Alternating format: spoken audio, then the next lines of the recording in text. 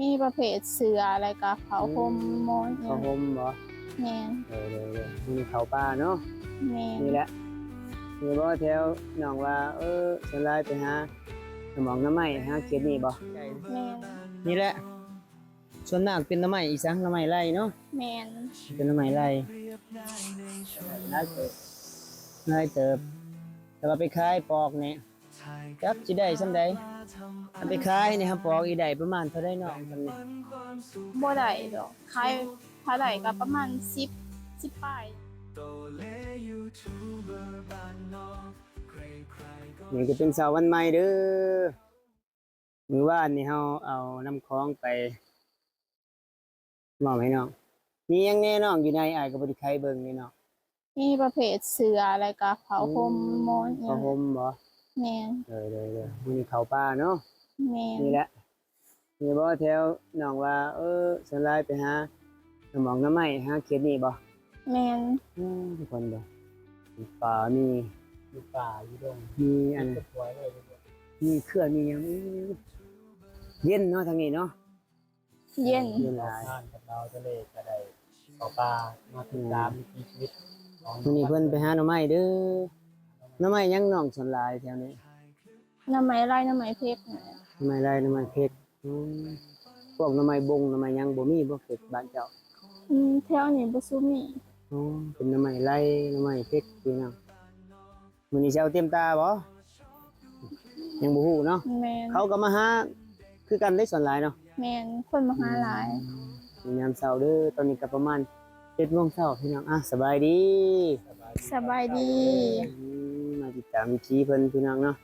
เพิ่นพอมาหลาย มื้อนี้เอาไปขายบ่หรือสิเอาไปกินหน่อไม้นี่ถ้าได้นี่ คันใดหลายก็อาจสิขายคันใดน้อยก็ซ้ำเอาไปแกงนี่แหละ แกงสูเบาเลยกินเนาะ แม่น เดี๋ยวเป็นจังได๋เบาเลยสิหาซอยบางทีว่า สมมุติว่าตามน้องเคยหาแต่ละเทื่อเต็มกระตานี่น้องเอาไปขายได้ประมาณจักพันเนาะ ได้ประมาณ4-50นี่แหละ 4-50 พันบ่วะ แม่น เราขายเป็นกล้องบ่หรือว่า ขายเป็นกล่องเอ้า อ๋อก อง 4-50ก็ถ้า60ก็ประมาณ100นึงพี่น้องนี่แหละคือเพิ่นว่ามื้อละ100 60 พันถ้าน้อยๆเขาก็อยากติเด้เนาะ แม่น ทางใหม่เราพี่น้องเขาป่าฝากติดตามให้กำลังใจเด้อ ตามชีวิตน้องวัน เมื่อก็ใครแน่เนาะนี่ที่นอนนุ่มๆพี่น้องบ่ได้เก็บหลังเนาะรางวัลเนาะสู้ๆเด้อโทรศัพท์ก็คือว่าแล้วโอ้ยไปเมื่อวานนี่ FC ท่านหนึงคอมเมนต์โอ้จอมันเสียบ่นี่เป็นจังได๋แล้วมันตกมันเลื่อนสัมผัสไปมันละมาลอยบางทีFC เพิ่นช่วยเหลือเจ้านะคือสมัยก็ดีใจนะมื้อนี้เพิ่นเข้าป่าไปหาหน่อไม้พี่น้องถ้าได้หลายก็สิหน่อไม้ดองนะฝากแม่ย่าเพิ่นทั้งไทยทั้งสหรัฐอันบ่เน่าก่อน ไปหาเขตได้นี่น้องตามนี้เลยนี่ แม่น ตามเข้มห้วยนี่เนาะ โดย ไปเบิ่งว่าสิเป็นจังไดได้หลายหรือบ่อ๋อก็แรกแห้งมานทุกคนเอ้ย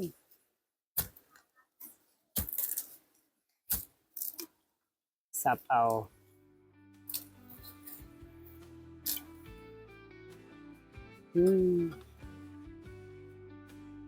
เคยมีกับพ่อมีว่าน้องก็เคยมาหาหลายเทื่อแล้วบ่หรือบ่ปานใดทางนี้ ก็พ่อได้กินอยู่ อืมท่านเขาก็ได้เด้เนาะถ้าบ่ท่านเขาก็บ่ได้พี่น้องเขาก็มาหาคือกันอีกนิดเพิ่นคอยไปเด้อน้องเด้อระวังแตนเด้อ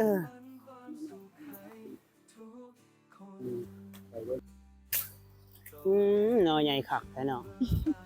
อันนี้เป็นหน่อไม้หยังน้องตัวนี้หน่อไม้ไร่บ่ ไม้ไร ค่อยๆเด้อคันค่ายเด้หมดบ่ หมด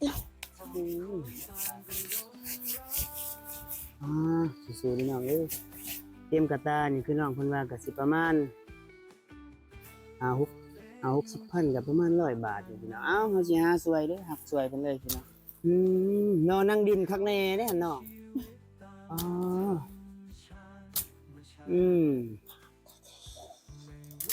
นอไหลเด้อพี่น้องน้องอันนั้นถามเนี่ยแบบนอนั่งดินแบบนี้กับนอสูงๆตัวได้แสบกว่ากัน นอนนั่งดินแสบกว่า เพราะว่าลักษณะคันสิว่ากับผู้สาวสำน้อยเนาะ แม่ แม่ น นบ่เดี๋ยวผู้สาวสำน้อยเนาะคันสิเทียบใส่คนเนาะอืมอ้าวคอยงัดคอยแงะไปสิเลยพี่น้องคันได้หลายก็เอาไปขายมื้อนี้คือว่าบ่พอสิมีปานใดจะสิได้ไปขายนะบางทีสิได้ไปแกงตามเบิ่ง เบิ่งสภาพแบบคือแบบเข้ามาหาก่อนเฮา เขาก็มาหาก่อนเนาะน้องเนาะ แม่น ส่วนมากเขาก็เอาไปขายคือกันบ่ บางคนก็เอาไปขาย อ๋อ บางคนก็เอามาหาซ้ำแกงกิน โอ้เลยทุกคนเอ้ยเขาป่าหมดหลายเนาะน้องเนาะ แม่น เพราะว่ามันมาตอมหน่อไม้หน่อนังดินนะมันสิว่ากับตอมผู้สาวขึ้นใหม่ว่าให้น้องเพิ่นยิ้มแหน่หน่อยหนึงอืมหน่องามแท้เนาะหน่อไม้ไร่เดินี่เนาะ แม่น คอยกวาดเด้อคอยสับเด้อ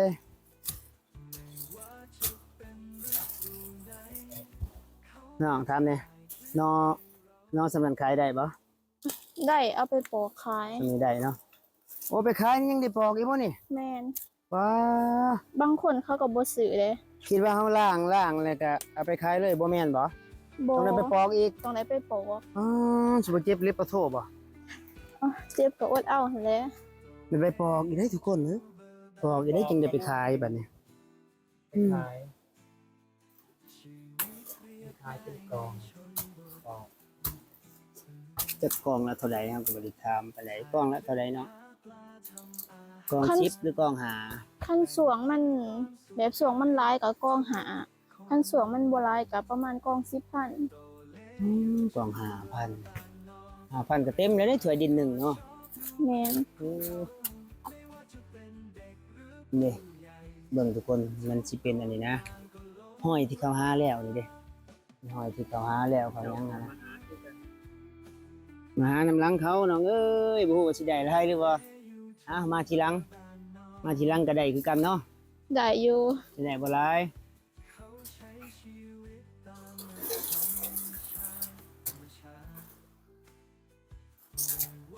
ค่อยไปเด้อมีอยู่บ่น้องทั้งนั้น มีอยู่2-3กอ นี่ทุกคน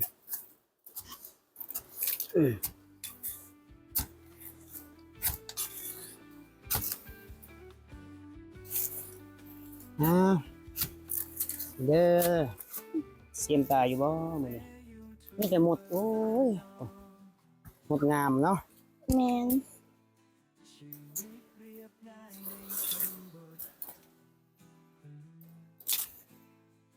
แหนงมันนี่ยาวๆเอาเลยเนาะคันเขาจะซื้อหมดหลายๆเด้อ มีแต่แหนง คนบริโภค คนบ่ตก แต่ก็เขาบ้าน เอาไปหาหน่อไม้เด้อหน่อไม้ไรตายเบิดแล้วยังอีกบ่ฮะตั้งใจหาอยู่ดีทุกคน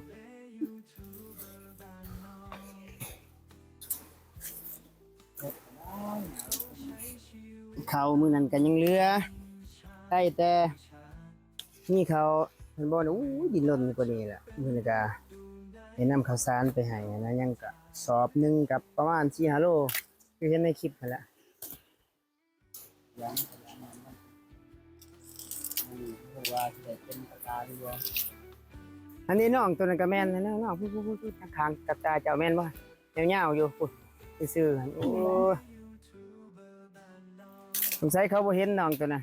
ก็จงให้เจ้า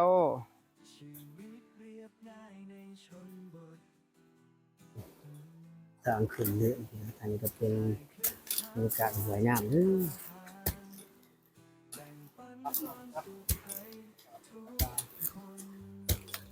ไปหาซอยไปไปหาหักซอยเดี๋ยวปุ๊บต้นเขาเนี่ยเมื่อยบ่นางวันเมื่อยบ่ผู้เดียวเจะก็เคยมาบ่เนาะเพราะว่าผู้เดียวเขาก็จะเห็นญาติแน่เนาะ แม่น ใกล้ได้ทุกคนใกล้เด้นี่ไกล อืมสู้ๆแล้วเฮ็ดไปเลยข้าวน้องก็ยังสอบหนึงกับประมาณจักโลเนาะ ประมาณอยู่2 โลบ่หรือ3 โล สอบหนึ่งอีกสอบหนึ่งก็ประมาณ2-3โลคณะซียูได้อีกประมาณ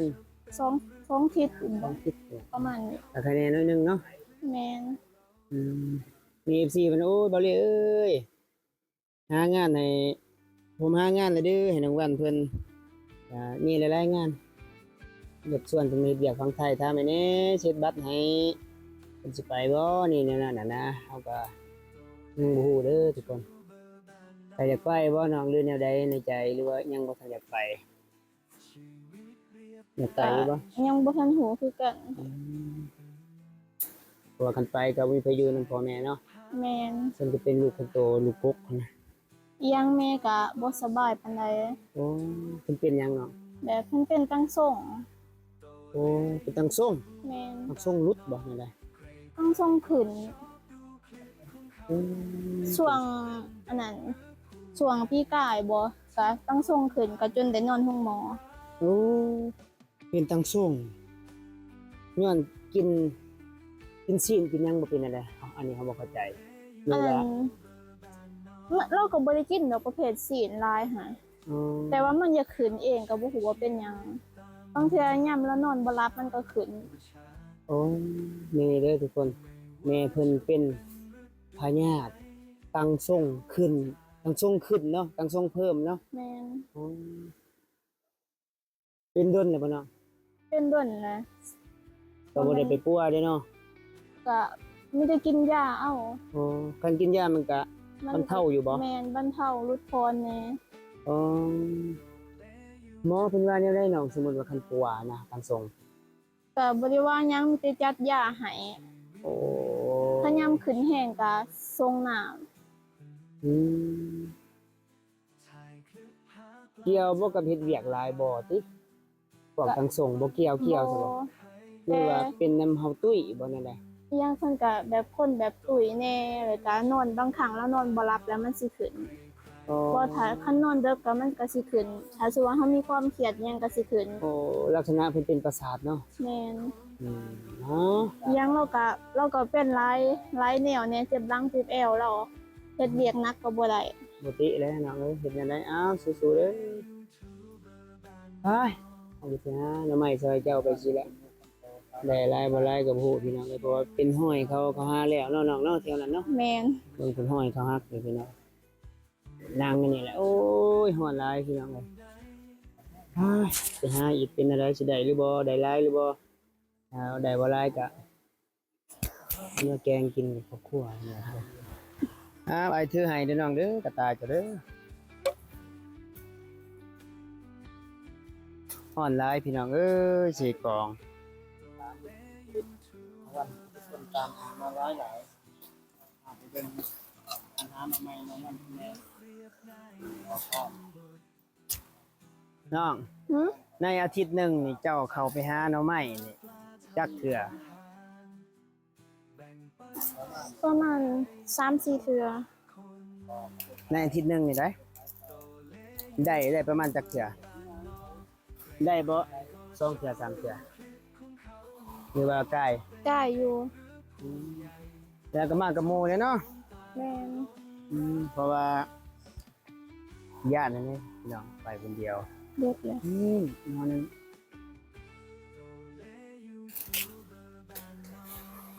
หน่อไม้ทุกคนเอ้ยเพื่อสิเต็มอยู่นี่สิไปหักหน่อไม้ให้น้องเพิ่นก่อนทุกคนโอ้ยน้องเพิ่นก็ไปยากอะนะหน่อไม้ไรงามบ่ซั่นนี่เนาะ ด้วยงาม เสื้อบ่แม่นนอนนั่งดินเนาะมันก็มีตัวเขาเห็นเขาบ่พี่น้องมันเกิดเด้อเป็นหน่อไม้ไรเด้ออันนี้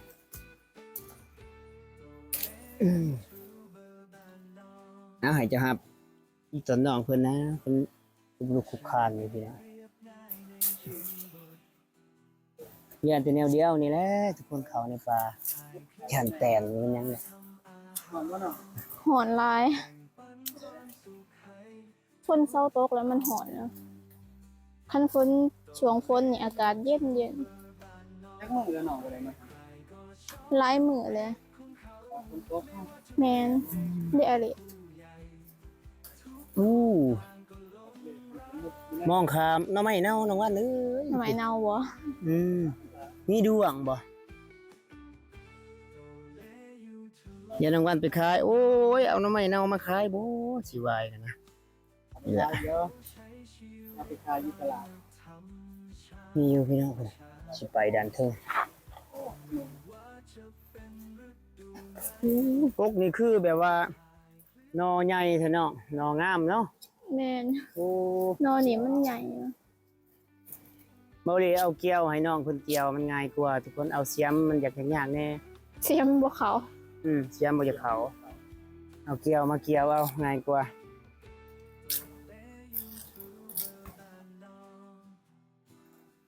โอ้ยหมดน้องเอ้ยคันเอ้ยอันนี้น้องเพิ่นตัวใหญ่ๆพุ่นแม่นเลย